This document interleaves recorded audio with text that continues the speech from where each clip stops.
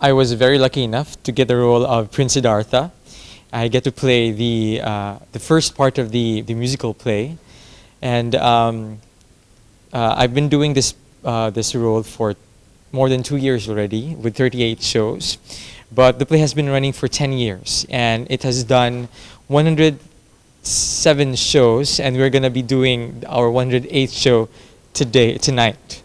And it has been a very wonderful experience for me, because playing the role of Prince Siddhartha actually gave me an opportunity to become a better person, in a way that I have to do research and be the character himself, even off stage.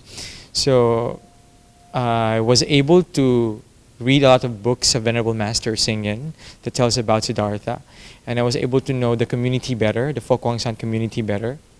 And at the same time, I get to relate the life of Prince Siddhartha to my life.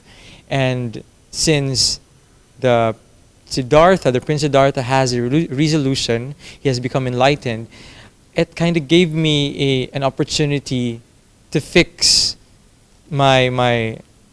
fix some crumples in my life, something like that. Yes. The Siddhartha the Musical has given me a lot of opportunity of developing myself as a person, and developing myself as a social being, how I communicate with other people, how I deal with them. It teaches me a lot of compassion and patience. So I think that itself is very rewarding already. And it's there are parts, some parts very emotional, some parts very happy, some parts very different sort of things. How do you feel coping with all these different emotions? The good thing about playing this role is that in terms of the emotional requirements of the play, you get to get in touch with your original self and your experiences. I am a nurse in the Philippines, and I worked in a public hospital for 3 years. And it is quite frustrating in my part when I studied nursing for 4 years, trying to promote life, trying to revive life, but you get to be exposed in an area, in a hospital, where you can see death, you can see birth, you can see pain and suffering every day. And but that alone has given me a lot of inspiration while doing the role of Prince Siddhartha. Prince Siddhartha was a prince, was a person who has been contained in a palace. He is given the king. The kingdom has given him a lot of wonderful things, has exposed him to only beautiful things. And then soon he found out that there are actually a lot of sufferings around the world.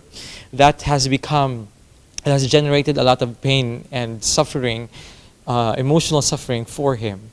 And by that part of the story, and my life before as a nurse was quite similar. It gave me a lot of inspiration to do my role better. I think that it is an opportunity and also a responsibility for me to play the role of Prince Siddhartha, and to establish in the beginning of the story how Siddhartha was actually suffering and has actually very confused and frustrated of looking for answers for his question, because that will then support the transformation of the prince, of becoming the enlightened one, who is the Buddha. And yeah, I am pretty much enjoying the journey, the experience. And Venerable Master Shan wrote the story, which this musical is based on, and you've had the great fortune of meeting the Master both in China and also Taiwan. Would you like to share a little bit about that experience? When I joined Siddhartha the Musical, that's 6 years ago, I was playing one of the 5 monks way back then. I met Venerable Master Singin when we had our 36 shows in Taiwan in the Buddha Museum. But I haven't known much about Venerable Master singing at that time, but when he appeared on stage, there is a different energy that I felt, and I started to cry. That was my first unforgettable encounter with the Venerable Master.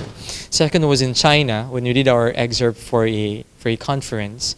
Venerable Master singing was having his like morning activity outside the temple, and it happened that we were also outside the temple, and we can see Venerable Master singing from afar, and then we got very excited.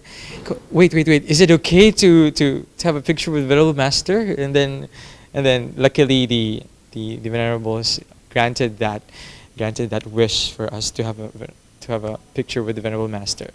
And the most recent one was in Taiwan when we had our show there.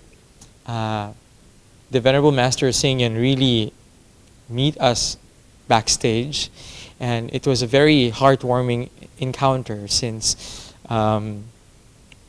it has been since now that I have already gained more understanding about what he's doing, and more understanding of the person that he is and the things that he does.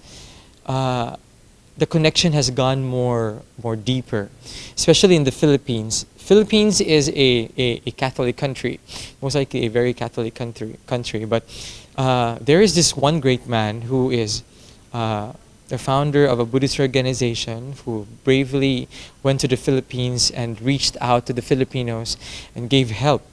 I really think that alone is a very strong and a very heavy reason for me to connect to him, and that has become, what do you call this? That's always stored in my heart whenever I see the Venerable Master.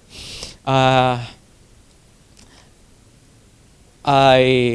am a nurse, and singing and acting is just my hobby, and I know that there could be somebody who could be in my position right now, but nevertheless, Venerable Master gave me the opportunity to play this role. He was there standing. He was very, very close. I was kneeling in front of him, and we were listening to him, and we couldn't help but all of us were crying the whole time. That's a very touching 15 minutes together with Venerable Master. And he was telling his story about the Philippines. When he went to the Philippines, he loves the sunset, and he wanted to build a school for the Filipinos because he thinks that education is very, very important. And now it's happening. We are building our university in Manila, and now an institute in Cebu. And we all dedicate this for the Venerable Master.